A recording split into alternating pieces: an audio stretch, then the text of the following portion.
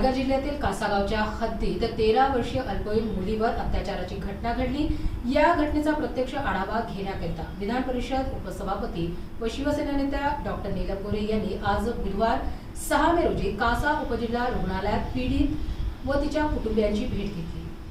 6 दिवसामध्ये ही चौथी घटना आहे। 2 पुण्याच्या, अकोल्याची एक आणि ही आहे। आणि पुण्यामधली एक घटना तर खूप निंदनीय आहे की आजोबांनी 10 वर्षाच्या चिमुकलीवरती अत्याचार केलेत।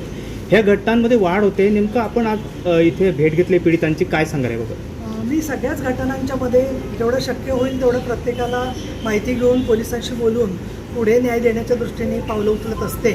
आणि या सगळ्या कामामध्ये हा सामाजिक भाग असला कामाचा, तरीसुद्धा माननीय आमचे मुख्य नेते आणि उपमुख्यमंत्री एकनाथजी शिंदे यांचं या प्रत्येक घटनेच्याकडे लक्ष असतं। इथे संबंधित मुलीला आणि तिच्या कुटुंबाला मी भेटले आणि अत्यंत गरीब परिस्थितीमधल्या हे कुटुंब असलं तरीसुद्धा त्यांची अपेक्षा न्यायाची आहे आणि कुठल्याही परिस्थितीत आरोपीला जामीन मिळता कामा नये आणि लवकर कोर्टाचा निकाल लागावा आणि त्या मुलीचं शिक्षण चालू राहावं अशी त्यांची अपेक्षा आहे। मी माजी आमदार मनीषाताई निमकर, तसंच संखे पांडुरंग पाटील साहेब संपर्क प्रमुख, संगीता चव्हाण राज्य महिला आयोगाच्या माजी सदस्या आणि पालघरची शिवसेना महिला आघाडी सगळे इथे होते। पण आतमध्ये आम्ही थोडक्यात 4-5 महिला गेलेलो होतो आणि आश्वासक परिस्थितीमध्ये तिच्याशी आम्ही बोललो। तिला काय झालं हे म्हणण्यापेक्षा तिचं मनोगत आणि तिच्या आईचं मनोगत समजून घेतलं आणि समजून घेतल्यावर त्या मुलीची अपेक्षा आहे की पुढे शिकायचं, आरोपीला शिक्षा व्हावी, आईची पण तीच अपेक्षा आहे।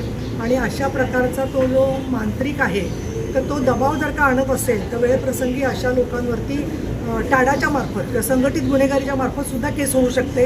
आणि म्हणून त्याला मदत करणारे जे लोक कोणी असतील, दृश्य किंवा अदृश्य, त्यांना मी इथे इशारा देते की सर्व प्रकारनी जाळं पोलिसांचं विणून जास्तीत जास्त प्रमाणामध्ये लवकर न्याय मिळावा असा आमचा प्रयत्न आहे। काही वेळेला समाजामध्ये साक्षीदार संरक्षण कायदा जरी असला तरीसुद्धा मुलींना पाहिजे तेवढं संरक्षण मिळत नाही आणि मग ती केसमध्ये प्रॉब्लेम तयार होतात। पण मला इथे 2 गोष्टी सांगायच्यात। एक म्हणजे ही नॉन कंपाऊंडेबल केस असते, म्हणजे बाकीच्या केसेस जशा मागे होऊ शकतात समेटाने, तशी नॉन कंपाऊंडेबल केस बलात्कार किंवा बाललैंगिक शोषणाची होऊ शकत नाही।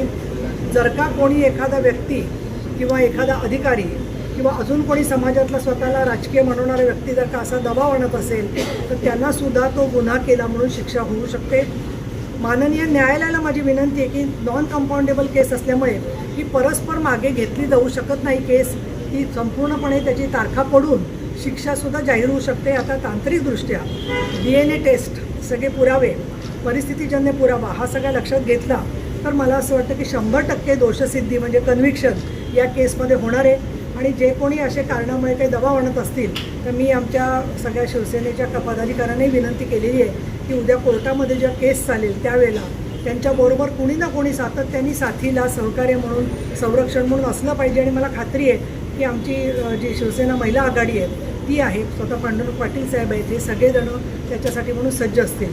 त्यांच्या गावामधले जे गावकरी आहेत त्यांनासुद्धा माझी विनंती आहे की कुठली केस आहे, मी गावाचं नाव मुद्दाम घेत नाही आहे, पण कुठली केस आहे म्हणण्यापेक्षा ज्यांना मदत पाहिजे त्यांना मदत देणं आणि अजून त्या कुटुंबाला काहीतरी नको ते प्रश्न विचारणं या गोष्टी टाळल्या गेल्या पाहिजेत। माझी मीडियाला पण विनंती आहे की तुम्ही अत्यंत जबाबदार आणि अनुभवी मीडिया आहात। अशा वेळेला कुठल्याही परिस्थितीमध्ये आता त्या डिस्चार्ज झाल्यावरती त्यांचं गाव किंवा तिथला तपशील किंवा त्यांच्या नातेवाईकांच्या मुलाखती या तुम्ही टाळा।